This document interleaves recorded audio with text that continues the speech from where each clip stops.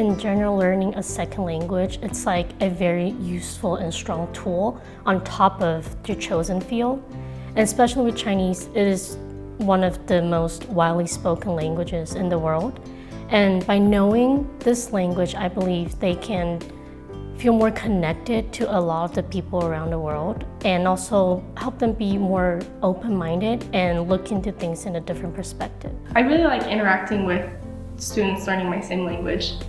I feel like it's a cool connection to have, and it builds bonds that will be there faster than if you don't have that common interest.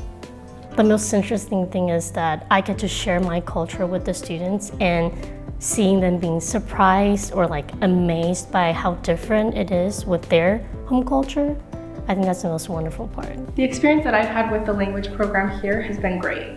And I've loved the professors, and I love the emphasis on it. Not to mention the support that research gets here for also language research kind of thing. That's the only thing that I would have improved about the language program, is having a place for us to be and to mingle and to learn from each other. We'll have a place where not just Chinese, but all the languages, like the learners and the faculties, we get to have a space where we can interact and collaborate. I think that's the biggest part, because before this building was built, we had to find our own rooms, like places to do that. And now with the new building, we have a designated space for us to do that. I think that's going to be so helpful. It's going to create community. The Chinese community here, it's not as big as in like other bigger cities, but in our Chinese program, we celebrate a lot of major Chinese festivals throughout the year. For instance, last year we did a little activity where students write spring couplets during the Lunar New Year. And although they've never done it, celebrating with their classmates, they feel like it's like moving the entire culture into a small classroom.